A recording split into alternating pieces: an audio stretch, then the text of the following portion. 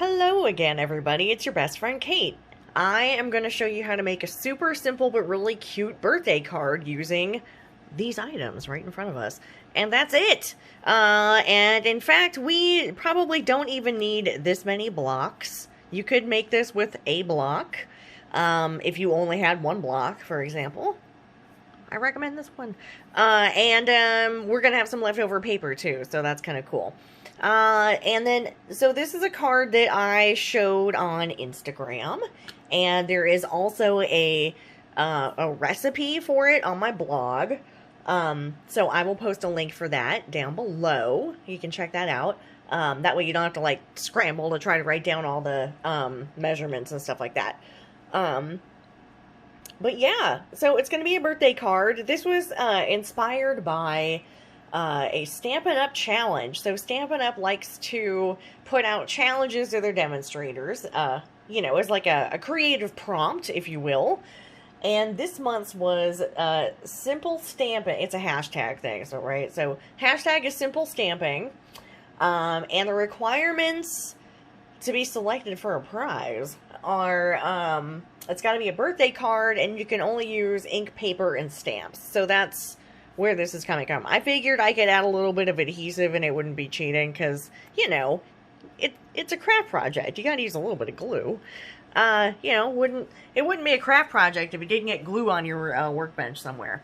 So, anywho, let's go ahead and get started. So, this is basically just a card front, 2 pieces of paper, and one of the pieces of paper has stamps on it, and the other one is just already patterned. And in fact, I'm going to use a slightly different paper than I used on the card, that's in the photo. Where is it? Why is it not handy? Hold on a second. Hold on, everybody. It's right here. Here we go. All right. This is what I'm talking about. So this is going to be really similar. We're just going to replace this paper for this paper. And they come in the same set.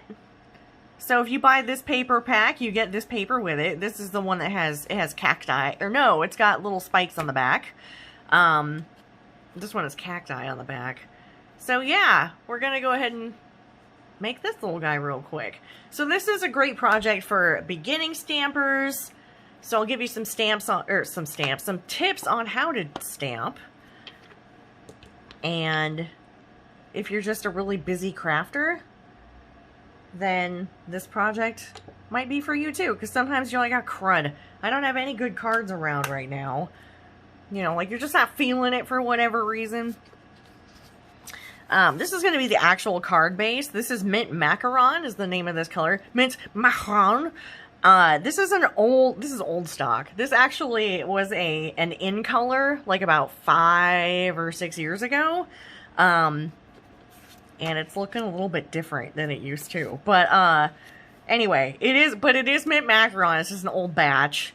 It's like almost Pear Pizzazz. Anyway, so this is our card base. This is already cut, but I will show you how to cut and score the paper, just in case you have no idea. We are really going to start from scratch. We're going to cut out a piece of this paper. This is another piece of cardstock, and the color is Highland Heather. And then finally we've got, this is called Designer Series paper, because a designer made it. Somebody like hand painted these guys, or you know, maybe they did some of it on a computer and then it gets digitized and they put it on paper. That was my chair. This chair sucks. Anyway, in this kit you get a whole bunch of this type of paper. So plenty to cut. You don't have to worry about hoarding it. You can cut it up, use it, whatever. It's great. So, and the back is a cute background too. Like this would also work on this card, I think. Why the heck not? Anyway, and I also really like monochrome, so that's why I decided to go with this color, Gorgeous Grape. This is a darker color purple that I'm going to stamp on the purple, just to give it that, I don't know, just to give it a little bit more contrast. You can stamp it with the exact same color. It would still have contrast. I don't have a stamp pad in this color, which I will have to soon rectify. Gonna add that to my wish list. Let's see here. And then the only other things we need are, you know, these adhesives. So I've got puffy stickers. These are called Stampin' Dimensionals. There's glitter on it. It's what I get for making a glitter project this week. And double-sided tape that comes on a reel, like this. Stampin' Up! Sells a brand called Seal, and then there's an extra strong one called Seal Plus. This is Tombow Mono. I don't rep them, but this is what this is. I think they used to sell this at Stampin' Up! And they have they do sell other Tombow products, but anyway, this is what this is. I think it's fine. I'm going to get some of that Snail Plus, or not Snail, it used to be called Snail, Seal Plus adhesive and see how that is. It's supposed to be designed for making paper boxes and things like that. So that's all we need for this project. Let's see here. So I'm going to set these aside for a second. So the first thing you need is a card base, right? So I've got another sheet of paper here. This color is called Misty Moonlight, I think. I don't know why. I can't remember this one for some reason. Yeah, Misty Moonlight. I like it. I like all the blues and the purples. So this is an 8.5 by 11 sheet. You can get this in 12 by 12 as well, if that's your preference. I don't really like 12 by 12 paper. I'm not really a scrapbooker. If the paper comes in 12 by 12, I cut it down to 6 by 6 because I think it's more accessible. So I have a huge stash of 6 by 6 paper.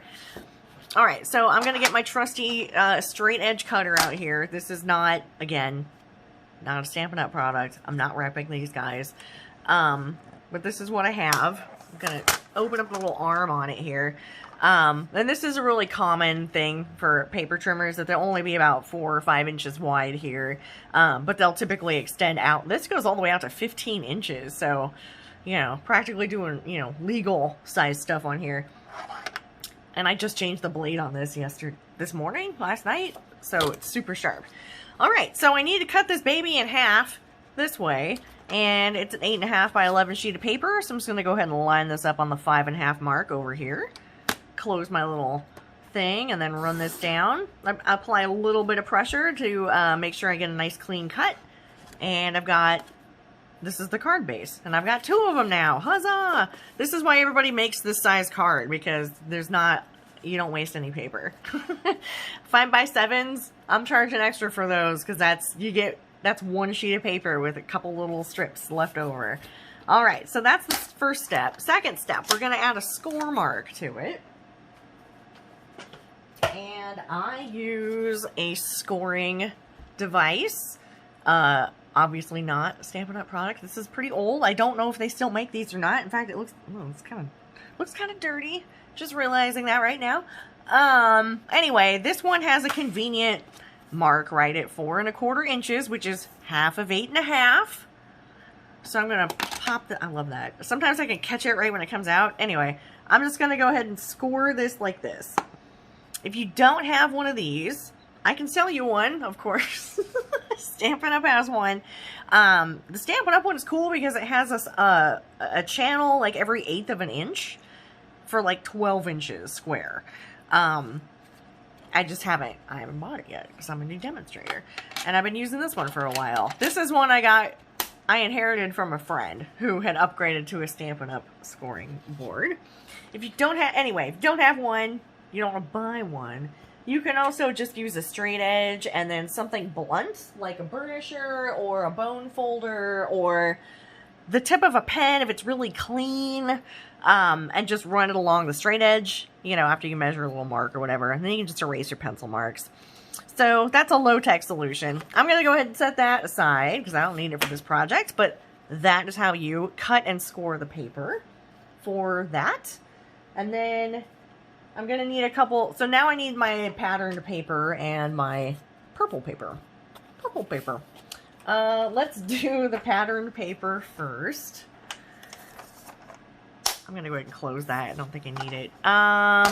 Watch and I'll need it. Okay, so this needs to be cut down to 3 3/4 inches by 5 inches. So this is a 6-inch piece of paper. And this has a 1-inch mark, so 1 inch from this channel. So I'm going to take off 1 inch and just line that up like that. Close that down. I'm going to push this over just a tad. you know, and if you miss it just a little bit, it doesn't matter, you know. This isn't chemistry. Go ahead and slice it. My little thing was down there, so I just moved it up this time instead of down. So now it's 5 inches wide. So this is going to become, this is now going to be our long edge. And then the other side needs to be 3 3/4. So that is right here. So I'm just going to line this paper up right here. And this particular cutting board has a little line right here that I can line the paper up with. Luckily, Stampin' Up! Paper is pretty square. I have definitely experienced other brands that were not as square. A little bit harder to use. And I should have cut this paper the other direction. But that's okay. We're just going to go with it.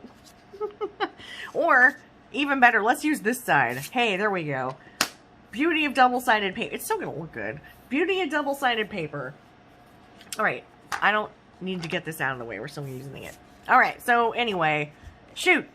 Make sure you got your design going the right way you want it. I was talking and I missed it. So, anyway, I should have done it so the cacti were going this way, but that's okay. There's a cute spiky pattern on the back. So we'll use that instead. And no, we're going to leave that here. Still, let me grab this purple one. So we want this one to be just a little bit smaller than the other one. So this one needs to be 4.5 by 3 1/4. So, and this is scored because I was going to use it as a card base, but I'm running out of this paper. So I'm having to cannibalize this guy. So let's see here. 3.75. Okay. So I think that's right here. Is that right? No. 3.25. I'm looking at a screen over here. Okay, so 3.25. So 3 1/4 inches. By 4.5. Okay, so I do have to pull this guy out again. It really snaps in. Let's see. What do we say? 4 1/4? 4.25. Alright. 4.5. Boop. There we go. Okay. I've cut this paper twice and it's still too small. Okay, so now we've got this and we've got this. Ta-da! Okay. Now we can get this trimmer out of here. Okay, and now we get to do some rubber stamping, which is what we're all about, right? It's called Stampin' Up! So I've got my Stampin' blocks here. These are super nice, you guys. I've looked for other acrylic blocks that are as good, and they don't exist, in my opinion. I mean, there's other blocks out there that are fine, but these have this really nice contour on the edges so that, you know, they're comfortable to hold, and they're a really nice thickness. You know, it's like, it feels like, you know, a wooden stamp would feel. A lot of acrylic blocks that, I mean, you can get other ones online for cheap, but they're just like little thin blocks of acrylic, and the edges are really sharp, and you know, it's just not as nice. So I have upgraded to these over time. If you are a demonstrator or a Stampin' Up! Enthusiast and you're curious, I'm using stamps B, C, D, and G. Not stamps, blocks. B, C, D, and G. D is very common. You get a, this is the size that you get with your first paper pumpkin kit, except it's not this nice. It's nicer than a lot of other ones. They rounded the edges for you. But yeah, if you want to get serious about stamping, I highly, highly recommend investing in these. Let's see. Let's go ahead and grab our stamp. So here's our stamp set. This is a photopolymer set, so this is clear. And the advantage to using clear stamps on clear blocks is you can see exactly where you're putting your image on the paper. Pretty cool. All right, so this comes with, it's like on a piece of plastic that's printed with the design. And then, let me see here. Like, is there a way that it's not all ring lighty? Anyway, and then there's another sheet on the back. So, I'm going to start with our birthday stamp, because that's going to be sort of the anchor of my design. for me. And I'm going to get this paper out of here. You just never know. Okay, so I pulled that off of there, and then I set it down, and then I just stuck it on the back of this guy. So these stamps are kind of sticky. They're made out of some kind of plastic, some sort of acrylic. I don't know anything about how they're made. I would love to know. I mean, it says photopolymer, so I'm like, what does that mean? Is there some sort of, like, development process? I don't know. Anyway, it just sounds fancy, and I want to know more about it. And then you can store these in, like, way less space. You know, I mentioned this before. Like, this is a DVD case, you know. And then they put little tiny images on the spine, which is great. Okay, I hope that was in focus. Anyhow, okay, let's keep going. I got this little Stampin' Spot. This is what comes in paper pumpkin kits, and I have a huge collection of these now. I thought that I've been getting paper pumpkins since 2014. It turns out I've been getting them since 2013. So, like, just a few months after they launched, I started subscribing to them. Alright, so I went ahead and inked up my stamp with my spot, and I actually brought, I should do that, make sure that was on film. I brought the stamp to the, well, I brought the pad to the stamp, actually. Alright, I'm going to go ahead and line this up. And I'm going to put this, like, you know, here in the corner. I can tell the stamp isn't straight on my block, so we're just going to do our best here. This looks pretty good. And, you know, again, if it's a little bit crooked, the person who gets the card isn't going to care. See, it's a little crooked. Meh, that's alright. It doesn't matter. And then I like to stamp it off, just to, like, clean off the stamp. Couple different options for cleaning your stamps. You can just use, like, a microfiber towel, and then just spray a little bit of water on it. And just give it a quick wipe. And it's basically, there we go, nice and clean, all ready to go back on the sheet. Set that aside for now. Alright, so we got that thing. We got this big old cactus. Big old heart cactus here. Let's put this on this bigger block. This is going on D. This is a kind of a big stamp. Alright. This would be a job for a large stamp pad, but I don't have a full-size stamp pad. I live in a small apartment, and I love Stampin' Spots because they're so little. And I can just go like this to stamp a whole big stamp. You just sort of, you know, dab it on. Just dab it on. And then, if you want to make it look a little bit more shaded, like you can try to add a little bit more ink at the bottom and maybe a little bit less at the top. Like you can kind of see. The other thing about these stamps, you'll see the ink kind of beads up a little bit. Let's see if I can get a good shot of that. I don't know if you can see. It beads up a little bit. Don't worry. It's okay. It'll still make a good impression. The ink corner sort of like spreads out, but underneath the stamp once you put it on the paper. But I do get a little obsessive about, oop, I got a little ink on me. I do get a little obsessive about, you know, making sure I get the right amount of ink on here. So, that looks pretty good. Let's go ahead and stamp that. Alright, so I want this just a little bit off the center. So right about here. Go ahead and stamp that down. And then I'm going to apply firm pressure, but you don't go crazy. Don't wiggle the stamp if you can.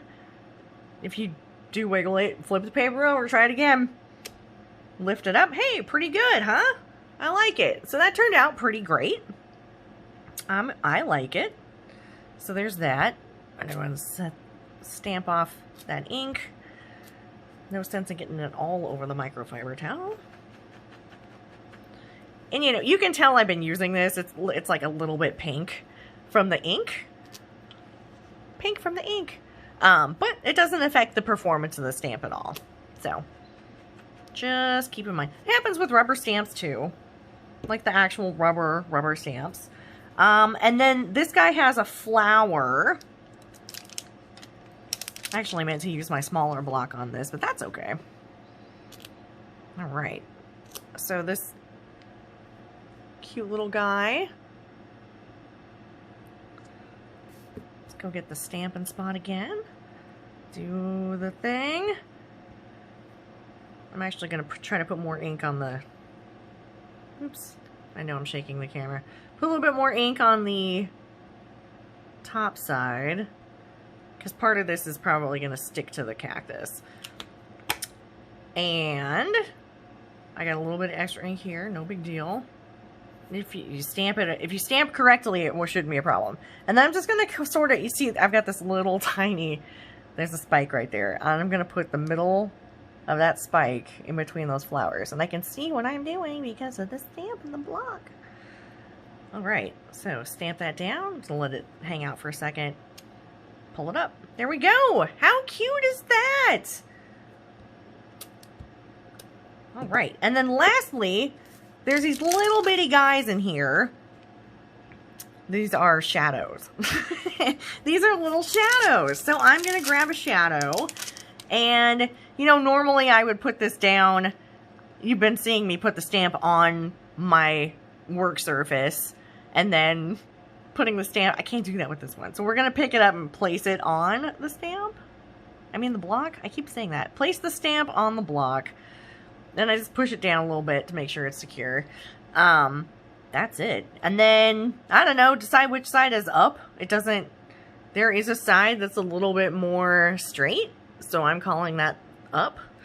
Let's go ahead and stamp that guy on. So really carefully ink this. There we go. Alright, and then I'm going to go ahead and line this up with the edge of the cat, like right here at the edge. And if it overlaps a little bit, no big deal. That looks good. Alright, go ahead and stamp that guy down. Boom, we got a little shadow. Yeah! Okay, so that's done, you guys. Set it aside. Clean up your stamps later. Okay. Clean up your stamps when you're not on camera. Alright, so now we're going to glue this down. And I'm just going to glue it down. Nothing fancy here. This is a card that's designed to be mailed without extra postage. Which means it's machinable. It can go in the machinery. But if I send a card to you from my Etsy store, I send it in a bubble pack because I want it to be nice when you get it. Then you can send it in the mail, and it'll probably still be nice when it gets to the recipient. They're pretty good about that stuff. Okay. Plenty of glue, mostly on the edges.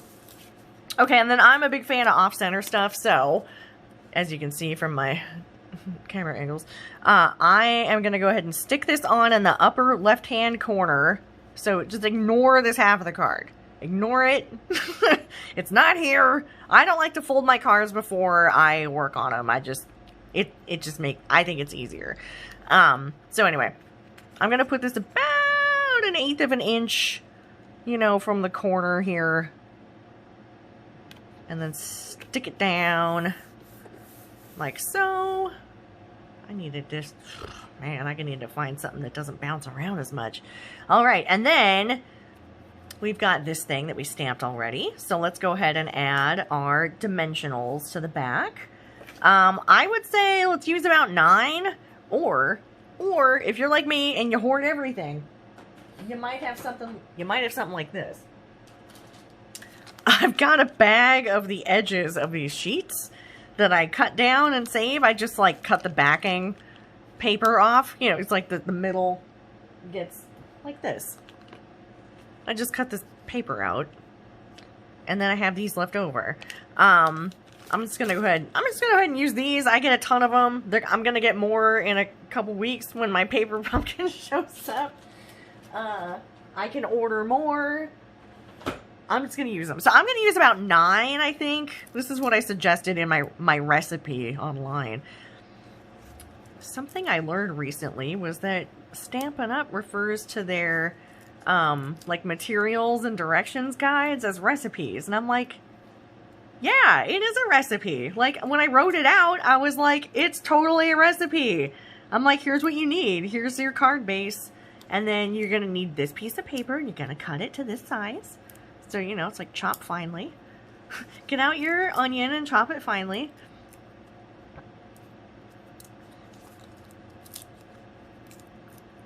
Let's see here. So I said 9. I don't know, man. Maybe 12? I don't like this open space here. Let's just do 2 more.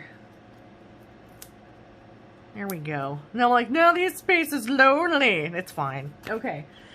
Another trick I've seen is somebody will put a piece of foam, like that, like craft foam, just glue it all the way down to the bottom, or on, all the way down on the back. So it's like a sheet of foam with a piece of paper on top.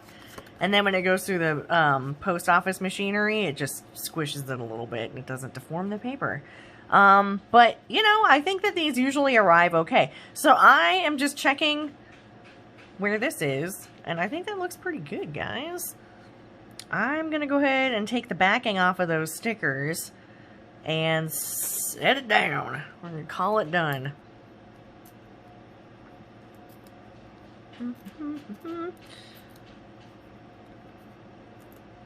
Oh yeah, so a little bit of, here's a hint about stamping. So in order to get really good images, you need to make sure your blocks are clean and your stamps are nice and clean too, so they're sticky on the back, so you don't have any surprises when you're trying to make an image. You want to ink up your stamp pretty well, and then apply firm, even pressure, but don't go crazy. If you push too hard, the stamp might slip, or you might accidentally ink up a spot that you didn't mean to and ruin your image. And then it's good to have, like, this is actually, this is a giant pad of paper that I work on. This is great to stamp on. But if you don't have a giant piece of paper, you could just use a little, you know, a little tiny pad of paper, like these guys from the dollar store. You know, something like that. You could use a foam pad, you can use a cutting mat, whatever you want. Alright, so then, this card's done. This card is done. We're just going to fold it on that score line, and boom! We have a perfectly acceptably adorable birthday card for somebody in your life who likes cacti. Cactuses. And it's shaped like a heart, so that's pretty cute. Anyway, yeah, so that's it. You can check out, again, you can look at the recipe on my blog. I will drop the link down below.